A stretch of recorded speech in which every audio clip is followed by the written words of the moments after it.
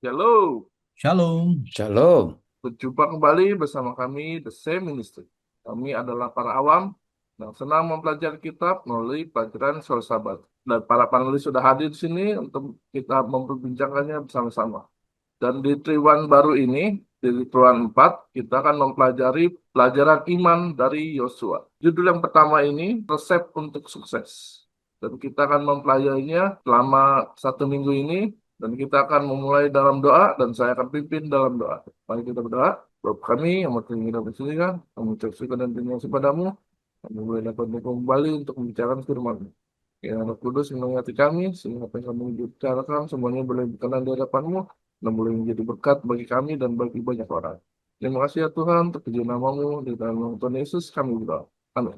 Sebelum kita memulainya pelajaran selama seminggu ini, mari kita dengarkan Pak Tobing untuk menjelaskan apa saja yang akan kita pelajari. Selamat. Baik, pemirsa The Safe Ministry, kita bertemu kembali di kitab yang baru setelah kita mempelajari kitab Keluaran, namun masih sangat berhubungan karena sebelumnya kita membicarakan kepemimpinan Musa dan sekarang beralih kepada kepemimpinan Joshua, di mana Musa juga termasuk pembimbing atau mentornya Joshua. Nah, pada pelajaran pertama ini, di awal triwulan ini, kita langsung mendapatkan semangat yang luar biasa. Ya, kenapa? Ya, judulnya langsung memberi kita apa? Memberi kita harapan baru, yaitu resep untuk sukses. Ya, jadi banyak tentu kita sebagai manusia, ya mau beragama mau tidak beragama pun menginginkan kesuksesan, bukan ya kan Pak Simon? Nah, jadi pada saat ini kita sekarang sebagai pembelajar Alkitab diberikan resep. Ya, ternyata resep untuk sukses itu ada dari salah satu pelajaran di mana? Dari Joshua. Seperti apa itu nanti kita coba lihat dulu. Pertama dari ayat hafalan yang diberikan kepada kita. Yosua 1 ayat 7. Hanya kuatkan dan teguhkanlah hatimu dengan sungguh-sungguh. Bertindaklah hati-hati sesuai dengan seluruh hukum yang telah kuperintahkan kepadamu oleh hambaku Musa. Janganlah menyimpang ke kanan atau ke kiri, supaya engkau beruntung kemanapun engkau pergi.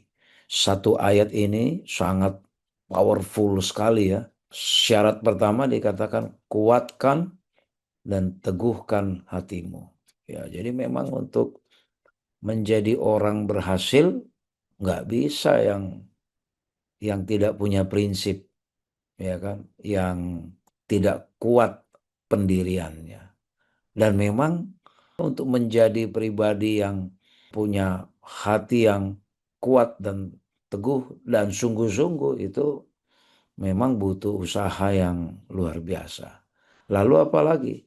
Bertindaklah hati-hati. Ya nggak bisa sembarangan. Apa patokannya? Apa batasannya dalam bertindak?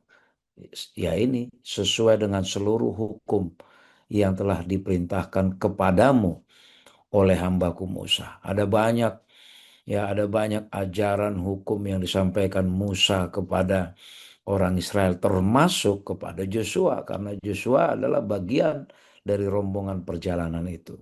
Lalu dikasih tahu lagi, jangan menyimpang ke kanan atau ke kiri. Wah, ya, nggak boleh ekstrim kanan, ekstrim kiri. Lurus saja. Kalau demikian, apa hasilnya? Keberuntungan. Ya, supaya engkau beruntung. Ya, jadi kalau orang dunia bilang kan sering kita bilang begini, karena saya belum beruntung saja. Coba kalau kita perhatikan ayat ini. Apakah orang beruntung itu orang yang tiba-tiba saja mendapatkan sesuatu yang selama ini diinginkan atau diharapkan terus tiba-tiba dia mendapatkan? Oh, bukan Pak Simon. Ya, jadi orang yang beruntung adalah orang yang selalu bersiap. Jadi semua sebenarnya kita bisa beruntung. Ya, hanya saja ketika kesempatan itu ada, tidak semua bisa kita raih. Karena apa? Karena kita tidak punya persiapan. Nah, Joshua, ya Allah memberikan hukum keberuntungan, yaitu apa? Engkau akan beruntung kalau apa persiapanmu? Hatimu teguh, bertindak hati-hati sesuai dengan semua yang diajarkan oleh Tuhan. Lalu apalagi tidak menyimpang ke kanan ke kiri. Lalu akibatnya atau hasil dari itu adalah apa? Keberuntungan. Pada saat kapan atau di mana? Kemanapun engkau pergi. Nah, ini jadi saya punya harapan besar sekali begitu membaca ayat hafalan ini. Walaupun nanti cerita ada latar belakangnya. Mengapa ayat ini disampaikan, ya, dan perkataan ini disampaikan kepada Joshua. Ada nanti latar belakangnya, ada satu perintah yang Tuhan berikan kepada Musa dan Joshua. Jadi pelajaran hari ini memberikan kita apa? Seperti satu harapan lah ya. Kalau kita pelajari minggu ini, begitu Musa mati, ya seolah-olah sudah selesai semua, tapi Tuhan bilang, oh tidak. Jadi ada harapan baru, yaitu melalui apa? Joshua. Sama seperti di dalam ilustrasi pada pelajaran minggu ini. Si dosen musik, ya, yang dia ngajar interpretasi musik, mahasiswanya kelihatannya seperti stres, ya, cemas, ya, cemas ngadapin ujian yang diberikan. Lalu si dosennya ini bilang, nanti ya setiap orang akan mendapatkan nilai A. Wah, semangat mereka. Ya, apa artinya? Ya, ini bukan, ya, nggak harus mereka penuhi. Ya, tapi apa? Ini sebuah possibility, sebuah kemungkinan yang mereka bisa dapatkan. Tapi ada syaratnya, dibilang. Nanti di akhir dalam dua minggu ini, di dalam 2 minggu di semester pertama, katanya di semester ini, kata kamu nanti harus nulis surat, ya, harus nulis surat dengan tertanggal tanggal akhir dari semester ini. Uraikan kenapa kamu pantas mendapatkan nilai A. Itu syarat dari si dosen ini. Nah, sama seperti kita mempelajari nanti kitab Joshua, ya, kita nanti dalam 1 minggu ini disampaikan bahwa orang Israel akan tetap diberikan harapan tiba ke negeri Kanaan. Ya, jadi apakah mereka harus penuhi itu? Ini pilihan di mereka, tapi paling tidak ini adalah kemungkinan yang mereka bisa capai, tiba di negeri yang sudah dijanjikan. Inilah nanti yang kita akan pelajari, bagaimana profil Joshua sebagai jelmaan dari Musa dan penerus dari Musa. Ya, bahkan disebut ini the new Musa, gitu ya, the new Moses. Nanti kita akan pelajari bagaimana Tuhan meneruskan janjinya kepada orang Israel melalui Joshua. Demikian Pak Simon dan pemirsa The Safe Ministry sebagai pengantar bagi kita. Baik, terima kasih Pak Tobing untuk penjelasannya. Dan kita akan melanjutkan pelajaran kita ke hari Minggu dengan judul yang Pak Tobing sebutkan, Musa yang Baru. Dan kita akan dengar penjelasan lebih lanjut dari Pak Tobing. Silakan. Baik, pemirsa The Safe Ministry, kalau kita baca di dalam Ulangan 18 ayat 15 sampai 22, di situ memang sudah dibilang bahwa nanti akan ada nabi yang baru, gitu ya. Coba kita lihat beberapa ayat ya dari Ulangan 18 ayat 15, seorang nabi dari tengah-tengahmu, dari antara saudara-saudaramu, sama seperti aku, akan dibangkitkan bagimu oleh Tuhan Allahmu. Dialah yang harus kamu dengarkan. Jadi memang dari awal Allah melalui Musa sudah menyampaikan isyarat itu, sinyal itu kepada orang Israel, nanti akan ada seorang nabi yang sama seperti aku, gitu, yang sama seperti aku, yang akan memimpin kamu. Itu memang merujuk kepada siapa? Kepada Joshua. Lalu kita coba selidiki lagi di Joshua 1 sendiri. Ya, Joshua 1 ayat 1 sampai 9. Ya, bagaimana di sini setelah Musa mati, lalu Tuhan berfirman langsung kepada Joshua yang disebut Abdi Musa itu. Ya, lalu Tuhan bilang, hambaku Musa sudah mati, sekarang kamu bersiap seberangi sungai Jordan ini. Terus dibilang, ya menuju mana? Negeri yang kuberikan kepada mereka. Sama persis seperti perintah Allah kepada Musa ya sebelumnya. Lalu setiap tempat yang akan diinjak oleh telapak kakimu, kuberikan kepadamu. Ya, setiap tempat yang akan kamu injak itu kuberikan kepadamu. Dan seterusnya ya nanti kita lihat ada kesamaan yang apa? Yang benar-benar mirip sekali antara dua dua hamba Tuhan ini, yaitu siapa? Musa dengan Joshua. Ya, kenapa dia disebut Musa yang baru? Karena dia meneruskan misinya Musa yang belum tercapai itu.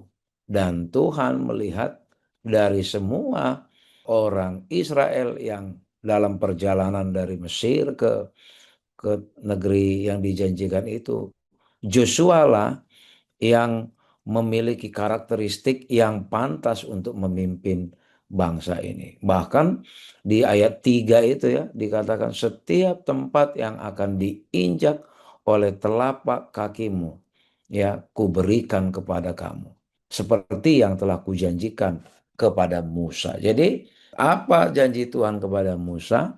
Ya persis itu kepada Joshua. Dan luar biasanya dikatakan setiap tempat yang diinjak oleh telapak kaki. Jadi setiap yang dilintasi oleh Joshua, Tuhan berikan kepada dia. Nah, Joshua lah nanti yang apa? Yang menyelesaikan pekerjaan yang belum diselesaikan Musa. Lalu kita lihat sepintas siapa sih, seperti apa profil Joshua. Saya pikir di pelajaran sebelumnya kita sudah sering juga menyebut nama Joshua. Ketika ya, kalau di Keluaran 33 itu ketika Musa mendirikan kemah pertemuan, ya lalu setelah Musa bertemu dengan Tuhan di kemah pertemuan itu dan setiap Musa masuk ke dalam kemah itu lalu apa? Tiang awan menutupi kemah itu dan semua bangsa Israel sujud menyembah. Kemudian lalu keluarlah Musa dari kemah itu. Tapi apa disebut secara khusus? Tapi Joshua abdi Allah itu, hamba Tuhan itu tetap tinggal di kemah pertemuan itu. Itu profil Joshua. Lalu siapa lagi? Kalau di kitab Bilangan ketika kita belajar 12 pengintai inilah satu di antara dua pengintai yang apa? Yang optimis bahwa mereka bisa merebut negeri Kanaan itu. Ada 12 pengintai, 10 sudah jelas pesimis. Ya, mereka beranggapan nggak mungkin masuk, tapi Joshua dan Kaleb Joshua dan Kaleb inilah yang yakin ya dengan perintah Tuhan. Lalu di ayat-ayat yang lain dikatakan ini adalah apa? Hamba Tuhan yang penuh roh ya, hamba Tuhan yang penuh roh. Inilah profil Joshua ya.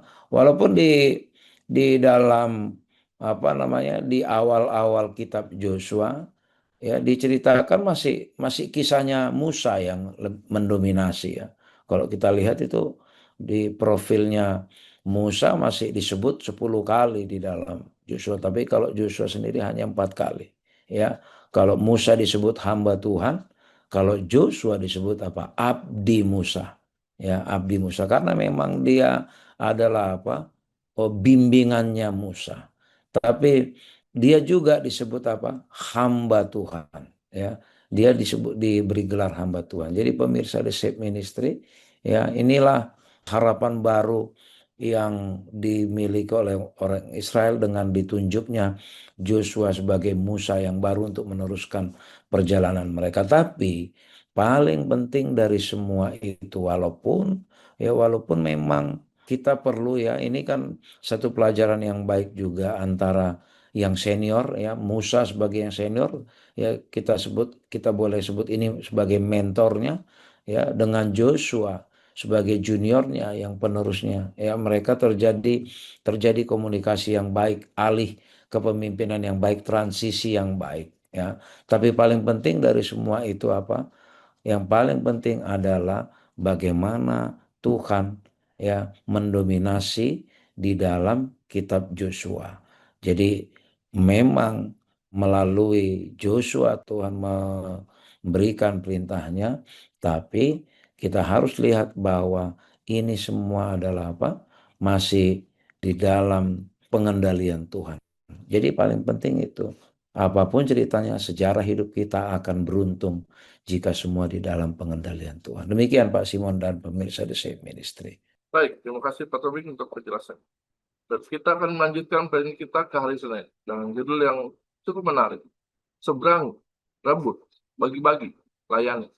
Dan kita akan mendengarkan penjelasan lebih lanjut tentang ini dari Pak Fajar. Silakan. Ya Pak Simon dan pemirsa The Save Ministry ya, melanjutkan penjelasan dari panelis saudara Elvin. Apa sih maksud dari seberangi, kemudian rebut, kemudian bagi-bagi, dan yang terakhir layani.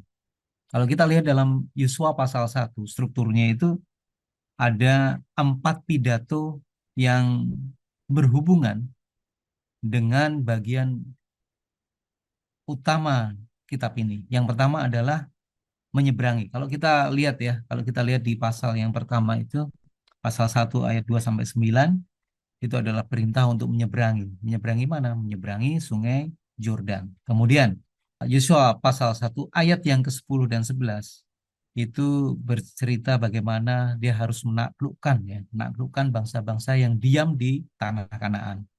Kemudian ayat yang ke-12 sampai 15 itu adalah pembagian tanah. Kemudian yang terakhir itu adalah ayat ke-16 sampai 18 itu adalah melayani dengan setia. Melayani dengan setia kepada hukum. Nah, kalau kita lihat struktur dari pasal yang pertama ini adalah mewakili dari struktur semua pasal yang ada di kitab Yosua ini ya. Jadi yang pertama adalah seberangi, itu nanti korelasinya dengan Yosua pasal 1 ayat yang kelima dan ayat yang ke-12. Kemudian merebut itu nanti di pasal yang kelima. Kemudian membagi-bagi itu ada di pasal yang ke-13 dan yang terakhir yaitu melayani dengan setia itu dalam Yosua pasal yang ke-22. Nah, tadi seperti yang disampaikan oleh panelis saudara Elvin, apakah mereka hanya memiliki iman saja? Apakah mereka hanya percaya saja kepada Tuhan? Tanpa ada satu usaha atau respon dari bangsa Israel, perintah Tuhan itu seakan-akan sia-sia ya. Jadi kunci yang ketiga itu bukan hanya percaya, tapi ada satu namanya iman dan ketaatan. Ini kunci kesuksesan ya. Iman dan ketaatan. Jadi ada satu perintah yang diberikan oleh Tuhan kepada bangsa Israel. Oke, kamu setelah 40 tahun di padang gurun, kamu berangi sungai Yordan. Ini tidak mudah ya, menyeberangi sungai Yordan. Seperti halnya menyeberangi Laut Merah, pada waktu bangsa Israel itu dipimpin oleh Musa, mereka menyeberangi Laut Merah, dan sekarang Musa yang kedua ini, yaitu abdi daripada Musa, Joshua, diperintah oleh Tuhan untuk menyeberangi sungai Yordan. Dan memang keajaiban atau penyertaan Tuhan, janji kepastian bahwa Tuhan itu menyertai mereka, memang betul-betul nyata ya. Setelah mereka merespon bahwa mereka akan menyeberangi. Kemudian merebut ya, merebut artinya ada satu usaha yang dilakukan oleh bangsa Israel ini mengusir ya, merebut tanah yang dikuasai oleh bangsa-bangsa lain. Setelah itu ada satu pembagian ya, suku-suku yang sudah ditetapkan mereka memperoleh haknya, mereka mendapatkan pembagian dari Joshua ini. Nah, kemudian yang terakhir adalah inisiatif terakhir yaitu pelayanan. Melayani ya, sesuai dengan iman kepercayaan mereka. Nah, inilah salah satu kunci sukses yang perlu kita terapkan dalam kehidupan kita sehari-hari. Jadi bukan hanya percaya, tapi ada memiliki iman maupun ketaatan, bukan hanya berdoa saja, tapi ada satu usaha yang harus kita lakukan. Jadi ini ada sebuah pattern ya.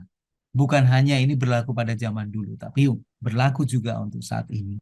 Kita bukan hanya percaya kepada Tuhan, bukan hanya beriman ya, tapi ada satu usaha yang kita lakukan juga sebagai bukti ketaatan kita kepada Tuhan atas perintah Tuhan. Nah, kalau kita ingat ya, siapa sih yang menjanjikan, yang membackup gitu? Lain tidak lain adalah Tuhan sendiri loh. Bagaimana perasaan kita? Apalagi kalau kita sebagai seorang pengusaha punya ya usaha yang sedang dirintis. akan jauh lebih senang kalau ada yang backup. Siapa yang di belakang ini? Siapa yang di belakang? Bahkan ya, mungkin para pengusaha-pengusaha saat ini ya, mereka senang kalau yang di belakang mereka adalah misalnya Presiden Republik Indonesia atau mungkin pejabat yang memiliki otoritas yang tinggi. Senang sekali. Nah, sekarang bukan main-main. Tuhan sendiri, pencipta yang agung ya, yang menjadi backup buat bangsa Israel. Dia di belakang bangsa Israel. Jadi janji yang diberikan oleh Tuhan itu berlaku juga untuk kita. Siapa di belakang kita? Tuhan. Kita tinggal melakukan apa yang diperintahkan oleh Tuhan. Ketaatan ya, melakukan usaha-usaha yang perlu kita lakukan. Nah, pelajaran yang bisa kita ambil dari sini itu juga berlaku pada zaman ini ya. Pada zaman dulu mereka memiliki iman, mereka percaya kepada Tuhan, mereka berusaha dan memiliki satu ketaatan, dan dengan ketaatan ini mereka mau melayani satu sama lain. Begitu juga buat kita semuanya, kita beriman, kita percaya kepada Tuhan, dan kita berusaha dan mau melayani satu sama lain. Demikian Pak Simon dan pemirsa The Safe Ministry. Baik, terima kasih Pak Fajar untuk penjelasannya. Dan kita akan melanjutkan pembelajaran kita ke hari Selasa dengan judul Ahli Waris Janji-Janji Tuhan. Kita akan dengarkan penjelasan lebih lanjut dari Pak Fajar. Baik, pemirsa The Safe Ministry, melanjutkan yang sudah dijelaskan dengan sangat baik oleh panelis Saudara Fajar, kita selidiki lagi bahwa ya kalau kita perhatikan, kita bagi dua ya pelajaran hari ini, Joshua 1 ayat 1 sampai 3 itu bagian pertama. Coba kita lihat ya terutama di ayat 2 ya, dikatakan, hambaku Musa telah mati, sebab itu bersiaplah sekarang, seberangilah sungai Yordan ini, engkau dan seluruh bangsa ini, menuju negeri yang akan kuberikan kepada mereka. Jadi di sini perintah pertama dikatakan bersiaplah, seberangi, lalu ada kata di sini yang akan kuberikan, yang akan kuberikan ya. Jadi ini harapan yang nanti bisa didapatkan oleh orang Israel, tentu ada syaratnya kan, yang akan kuberikan. Tadi sudah disampaikan oleh panelis Saudara Fajar ya, beriman nggak cukup hanya berdoa saja, tapi ada syarat juga yang harus dipatuhi. Lalu di ayat 3, setiap tempat yang akan diinjak oleh telapak kakimu, kuberikan kepada kamu. Jadi kalau kita perhatikan, kalau di ayat 2 menggunakan kata akan kuberikan, ya, akan kuberikan, di sini kuberikan, ya. Jadi kalau di sana yang kalimat pertama ini belum terjadi, ya, akan kuberikan. Kalau ini kuberikan, seolah-olah ini sudah terjadi, ya. Ini ada satu di kepastian yang Tuhan berikan kepada mereka, ada juga harapan yang Tuhan berikan ya. Jadi satu, sebenarnya itu sudah terjadi, sudah diberikan kok sebenarnya gitu ya. Lalu satu lagi adalah yang akan kuberikan. Nah, lalu yang menarik lagi artinya gini, artinya kalau akan kuberikan itu adalah janji ya, janji Tuhan kepada orang Israel. Lalu kita lanjutkan ayat 4, dari padang gurun Libanon. Jadi geografinya cukup luas ya kalau kita perhatikan, dari padang gurun dan gunung Libanon ya. Seandainya kita perhatikan peta itu, posisi Libanon di mana, terus sampai ke sungai besar, sungai Efrat, tanah orang Het, ke laut besar, dan terus itu ini akan menjadi daerahmu. Lalu bahkan bukan hanya itu, orang Israel dipimpin Joshua menjadi sakti ya, menjadi sakti. Kenapa? Di ayat 5 dikatakan seorang pun tidak akan dapat bertahan menghadapi engkau seumur hidupmu. Jadi ini perjanjian Tuhan ke Joshua loh ini ya. Jadi orang nggak akan ada yang bisa tahan menghadapi Joshua, katanya seumur hidupmu. Seperti aku menyertai Musa, demikianlah aku akan menyertai engkau. Aku tidak akan membiarkan engkau dan tidak akan meninggalkan engkau. Jadi ini adalah satu jaminan yang Tuhan berikan kepada Joshua. Kenapa seperti itu? Karena Tuhan melihat Joshua ini memiliki kekuatan karakter sama seperti yang dimiliki oleh Musa. Lalu ayat 6, kuatkan dan teguhkanlah hatimu. Sebab engkaulah yang akan memimpin bangsa ini, memiliki negeri yang kujanjikan dengan bersumpah kepada nenek moyang mereka untuk diberikan kepada mereka. Kuatkan dan teguhkanlah hatimu. Karena memang dikatakan ya, sebab engkaulah yang akan memimpin. Menjadi pemimpin itu memang harus punya apa? Prinsip yang kuat. Mengapa dikatakan seperti ini? Allah kecewa dengan siapa? Dengan Harun. Ya, kita kita coba ingat bagaimana ketika Musa naik ke Gunung Sinai ditugaskan Tuhan sebentar saja, ya 40 hari. Harun oleh karena didemo oleh bangsa Israel, ayo dong bikin dong apa Allah yang kita sembah. Harun apa? Harun tidak punya prinsip yang kuat sebagai pemimpin. Allah melihat Joshua punya kepemimpinan yang kuat. Dan Tuhan menekankan kembali, kuatkan dan teguhkan hatimu. Kenapa? Allah tahu yang dipimpin itu orang-orang yang keras kepala. Ya, orang Israel ya keras kepala. Mereka bukan orang yang mudah dikendalikan. Maka Tuhan bilang, kuatkan hatimu ya dan teguhkan. Itulah syarat pemimpin. Ya, ini pelajaran bagi kita. Ya, kalau kita jadi pemimpin, pertama pastikan bahwa kita ini punya prinsip yang kuat, jangan mencela-mencele. Ya, pelin-pelan mudah berubah hanya karena ditekan oleh umat langsung berubah.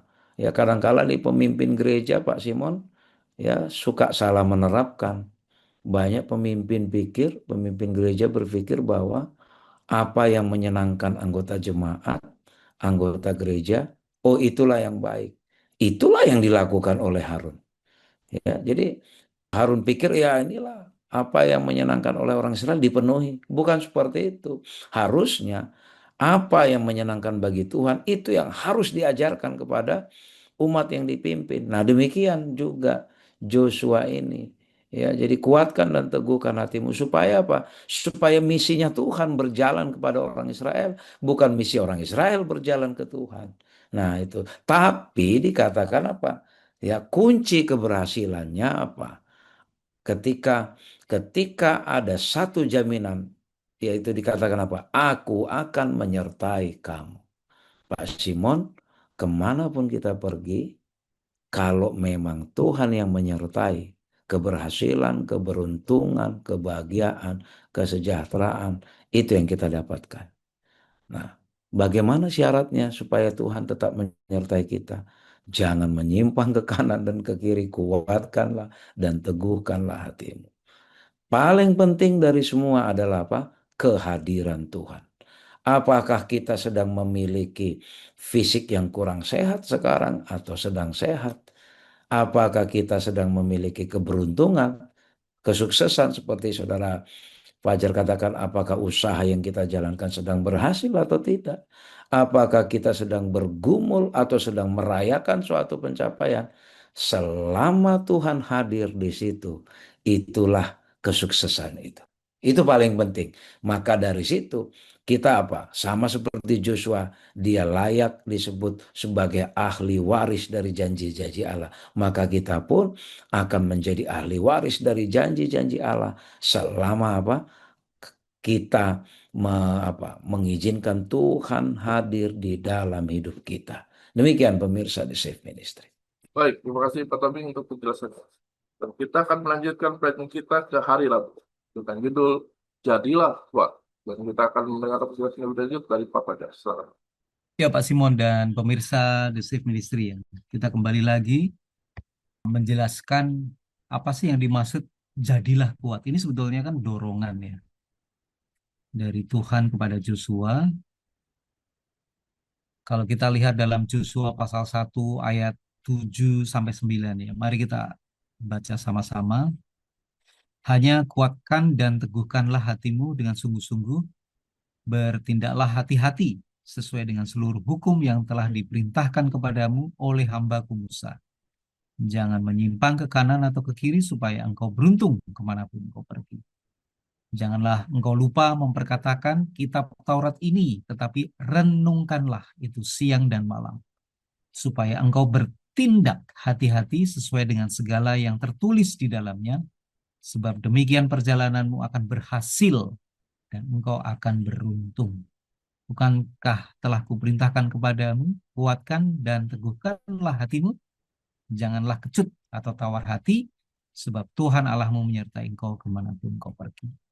Ada kata-kata yang menarik di sini. Ada 2 kali pernyataan daripada Tuhan kepada Joshua, yaitu kuatkan dan teguhkan hatimu. Ini sampai 2 kali. Apa yang maksud Tuhan sampai mengucapkan kata-kata ini sampai 2 kali?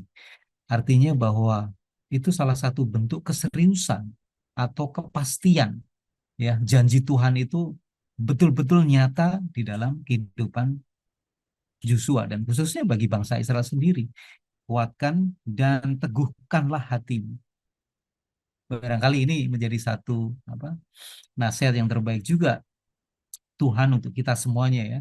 Dan khususnya bagi pemirsa The Safe Ministry, kuatkan dan teguhkanlah hatimu. Jangan tawar hati, jangan putus asa ya, bahwa yang di belakang semuanya ini adalah Tuhan itu sendiri yang akan bertempur ya, akan bertempur ya. Kalau dulu bangsa Israel bertempur, benar-benar bertempur melawan bangsa-bangsa yang menduduki tanah Kanaan.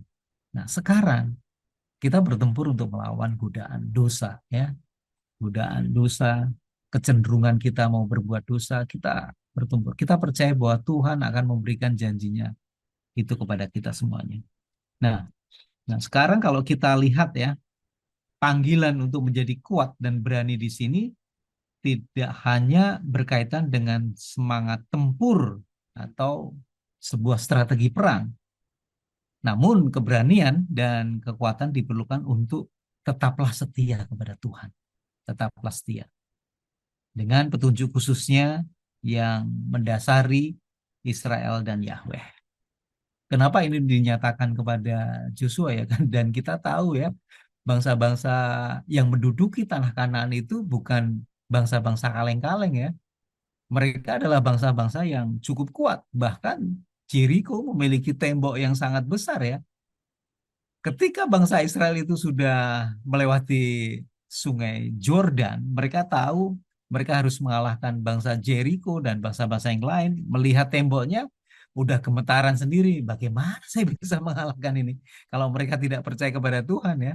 Tetapi Tuhan katakan kepada Joshua, teguhkanlah hatimu, kuatkanlah hatimu. Ini luar biasa. Bahwa Tuhan yang di balik, di belakang bangsa Israel itu akan mampu memberikan dorongan, memberikan janji kepastian bahwa kamu akan mengalahkan bangsa itu. Bahkan ya kalau kita tahu ya, pasukan Mesir itu pun tidak bisa mengalahkan bangsa-bangsa yang menduduki di tanah Kanaan ya.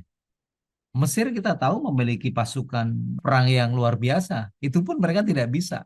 Nah, sekarang bangsa Israel dengan keterbatasan, mereka tidak memiliki pengalaman, ya tidak memiliki pengalaman berperang, tapi mereka diberikan kekuatan oleh Tuhan. Teguhkanlah hatimu dan kuatkan. Ini kuncinya ya, kunci kesuksesan ya. Yang ketiga ini, bagian ketiga, kuatkan dan teguhkan hatimu. Ini janji daripada Tuhan. Nah, sekarang bagaimana kita juga bisa memahami kita melawan godaan-godaan ini. Rasul Paulus di dalam Efesus 6 ayat yang ke-10 sampai 18, dia memberikan satu nasihat untuk kita semuanya, yaitu perlengkapan rohani, ya, perlengkapan senjata Allah, supaya kita itu dapat bertahan melawan tipu muslihat daripada iblis ya. Efesus 6 ayat yang ke-13. Sebab itu ambillah seluruh perlengkapan senjata Allah, supaya kamu dapat mengadakan perlawanan pada hari yang jahat itu dan tetap berdiri sesudah kamu menyelesaikan segala sesuatu. Jadi Pak Simon dan pemirsa The Safe Ministry, seperti halnya pada zaman dulu, bangsa Israel, mereka akan mengalahkan bangsa-bangsa, mereka yakin dan percaya, nasihat daripada Tuhan untuk mereka tetap jangan tawar hati, kuatkan hatimu, ya, jangan kecut, tetaplah teguh gitu ya. Demikian nasihat itu juga buat untuk kita semuanya.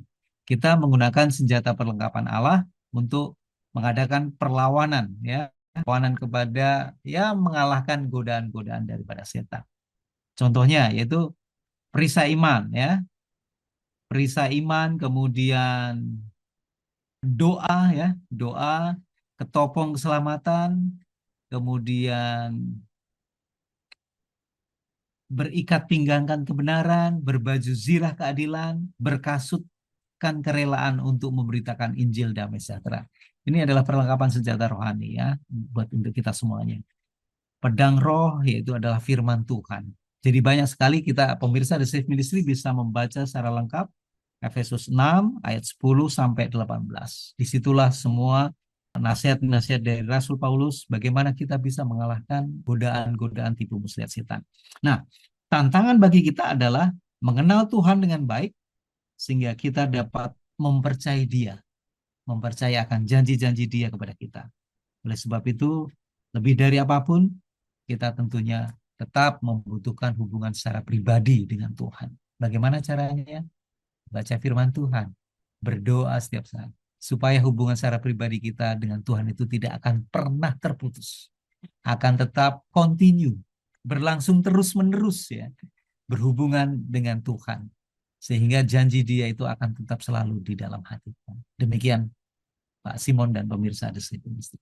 Baik, terima kasih Pak Fajar untuk penjelasan. Dan kita akan melanjutkan perjalanan kita ke hari Kamis dengan judul yang cukup menarik dan semua orang pasti senang mendengar, makmur dan sukses. Dan kita akan mendengarkan penjelasan lebih lanjut dari Pak Fajar. Silakan. Ya, pemirsa The Safe Ministry dan Pak Simon, ya. Siapa sih yang nggak mau makmur dan sukses itu, ya? Pasti semua merindukan makmur dan sukses itu sendiri, ya. Nah, sekarang apa kunci kesuksesan itu, ya? Tadi kita juga udah jelaskan ada beberapa, ya. Ada beberapa yang sudah dijelaskan oleh panel saudara Alvin juga, ya.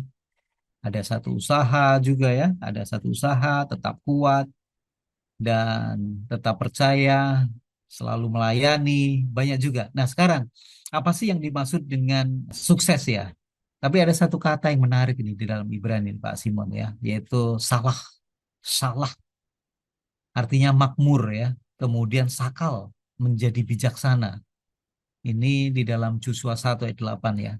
Tentunya dapat diterjemahkan sebagai kata-kata atau arti makmur atau sukses. Namun kata ini juga dapat menjadi bijaksana, bertindak dengan hati-hati. Jadi selain makmur dan sukses, kita bertindak, melakukan sesuatu itu dengan bijaksana dan tentunya dengan hati-hati. Ini yang perlu, ya. Jadi kunci kesuksesan dan kemakmuran itu, ya, bertindak secara bijaksana dengan hati-hati. Jadi selalu tidak sembrono, ya, tidak sembarangan, tidak serampangan, ya, tapi dengan kata hati-hati. Ini salah satu kunci kesuksesan, ya, bertindak secara hati-hati. Saya senang sekali ini, ya. Nah, menurut pandangan ini kesuksesan itu tidak diartikan sebagai kemakmuran secara materi. Jadi kesuksesan bukan secara materi saja, ya. Tapi kesuksesan itu juga dilihat sebagai keadaan yang selaras dengan nilai-nilai dan prinsip-prinsip rohani yang menjadi dasar dari dunia ini diciptakan oleh Tuhan dan dinyatakan di dalam hukumnya.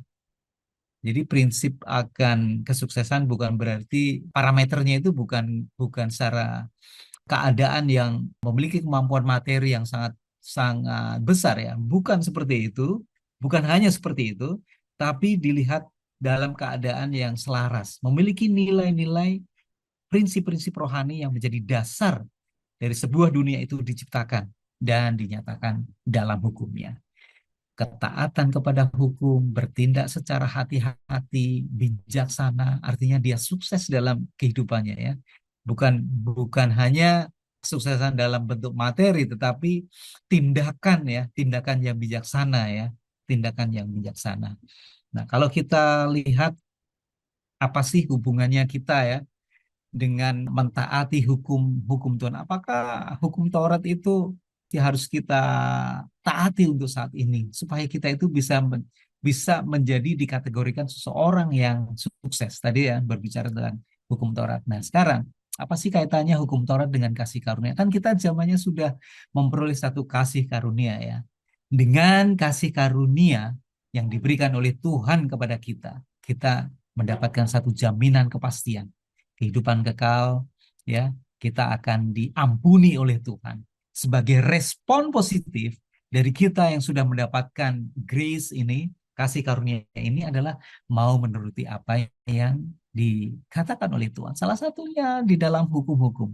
Dan hukum Taurat itu kalau menurut perjanjian lama ya, itu jika itu dilakukan, ada satu sukacita kedamaian di dalam hukum itu sendiri ya. Jadi setelah kita menerima kasih karunia, dengan respon kita mau mentaati ya, mentaati hukum-hukum yang diberikan oleh Tuhan, maka ada satu kebahagiaan dan sukacita dalam kehidupan kita. Oleh karena itu, pemirsa The Safe Ministry, kita yakin dan percaya bahwa Tuhan ada di belakang kita. Dia akan memberikan janjinya yang pasti, memberikan satu pengampunan kepada kita. Respon kita adalah mau menuruti apa yang diperintahkan oleh Tuhan. Demikian Pak Simon dan pemirsa The Safe Ministry. Baik, terima kasih Pak Fajar untuk penjelasannya. Tidak terasa kita akan mengakhiri pelajaran kita selama 1 minggu ini, dan kita dengar Pak Tobi menyimpulkan apa saja yang telah kita pelajari. Baik, pemirsa The Safe Ministry, jika kita perhatikan bagaimana pengantar dari kitab Joshua ini, pertama sekali rahasia keberhasilan atau rahasia kesuksesan pertama, memang Allah yang berkenan kepada kita. Sama seperti Allah yang memilih Joshua, artinya memang Allah yang berinisiatif, Allah yang memutuskan. Lalu yang kedua adalah apa? Percaya dan mengikuti janji yang Tuhan sudah berikan. Ketika kita mengikuti ya apa yang Tuhan sudah janjikan, Tuhan pun membekali kita dengan kekuatan. Sama seperti Tuhan membekali kepada Joshua apa? Seorang pun tidak akan dapat bertahan menghadapi engkau, dikatakan. Jadi ini adalah satu perbekalan, satu senjata yang Tuhan berikan ya kepada Joshua, kepada kita juga. Seorang pun tidak akan bisa bertahan menghadapi kita jika apa? Atau karena apa? Karena dikatakan seperti aku menyertai Musa, demikianlah aku akan menyertai engkau. Jadi pemirsa The Safe Ministry, ya, apapun keadaan kita, kalau memang Allah yang menyertai kita, ya, disitulah definisi keberhasilan itu. Jadi jika dikatakan apa arti keberhasilan? Arti keberhasilan adalah apa? Ketika Allah selalu menyertai kita. Ketika Allah hadir di dalam kehidupan kita. Jadi keberhasilan itu bukanlah selalu dilihat dari apa? Dari materi. Lalu bagaimana? Apa sambutan yang perlu kita tunjukkan, ya, kita berikan kepada Allah? Allah meminta kepada Joshua, kuatkan, teguhkan hatimu. Ya, kuatkan, teguhkan hatimu. Dan diulang lagi ayat 7 dikatakan hanya kuatkan dan teguhkan hatimu dengan sungguh-sungguh. Kenapa? Percaya sajalah kepada apa skenario Tuhan. Gak usah takut dengan apa yang kita hadapi. Lalu apalagi? Hati-hati, ya, hati-hati di dalam bertindak, ya. Jangan menyimpang ke kanan atau ke kiri. Apa artinya? Jangan kompromi dengan hal-hal yang ya seolah-olah baik. Lalu kita nyebrang sedikit ke kiri, nyebrang sedikit ke kanan. Kalau kita tidak menyimpang ke kanan ke kiri, maka kemanapun kita pergi, kita akan beruntung. Luar biasa, satu harapan yang baru Tuhan berikan bagi kita, sama seperti Tuhan memberikan harapan baru kepada Joshua dan kepada orang Israel. Itulah ya kunci keberhasilan yang Tuhan berikan. Apalagi yang kita perlu khawatirkan? Tuhan sudah berikan itu kepada kita, rahasianya. Tidak ada lagi yang disembunyikan Tuhan. Sudah dibuka semua. Hanya kuatkan dan teguhkanlah hatimu. Dan apa? Turutilah, ikutilah skenario Allah, karena Allah yang menyertai kita. Itulah resep untuk sukses kepada kita yang Tuhan berikan. Demikian pemirsa di Save Ministry, kiranya Tuhan memberkati kita. Terima kasih pada para panelis, Pak Elvin dan Pak Fajar, untuk penjelasannya selama seminggu ini. Biarlah apa yang kita pelajari boleh menguatkan iman kita, dan kita tetap mencari Tuhan untuk sukses dalam perorangan kita dan dalam kehidupan kita. Dan kita akan tutup dalam doa, dan kami minta Pak Tobi untuk berdoa. Selamat. Bapa di sorga, terima kasih kebaikan-Mu yang mengungkapkan rahasia keberhasilan yang sama Tuhan berikan kepada Joshua dulu. Kami rindu Tuhan agar kemanapun kami pergi, penyertaan Tuhan dan kehadiran-Mu lah yang berlaku bagi kami. Dan bekalilah kami Tuhan dengan kekuatan dan keteguhan hati, agar kami tidak menyimpang ke kanan dan ke kiri, sehingga dengan demikian Engkau pun mengizinkan kami menjadi orang-orang yang beruntung, oleh karena Tuhan yang memberikan keberuntungan itu kepada kami. Berkatilah pemirsa The Save Ministry dengan pergumulan kami masing-masing. Biarlah Engkau menguatkan kami melalui pelajaran ini. Selama Tuhan yang hadir di dalam kehidupan kami akan merasakan kebahagiaan, kesuksesan, dan keberuntungan. Kiranya berkat kemurahan Tuhan juga yang akan mengampunkan kami dari pelanggaran dan dosa yang kami perbuat, agar kami pun boleh berbahagia, kami boleh sukses, beruntung oleh karena Tuhan sudah mengampuni kami. Terberkatilah kami semua Tuhan, di dalam nama Yesus kami berdoa. Amin. Amin. Terima kasih pada para pemirsa yang telah menyaksikan video ini. Bila ini boleh menjadi berkat bagi kita, dan biarlah kita tetap mencari Tuhan sepanjang hidup kita. Dan kita akan berjumpa kembali di minggu depan. Shalom. Shalom. Shalom. Tuhan memberkati. Tuhan memberkati.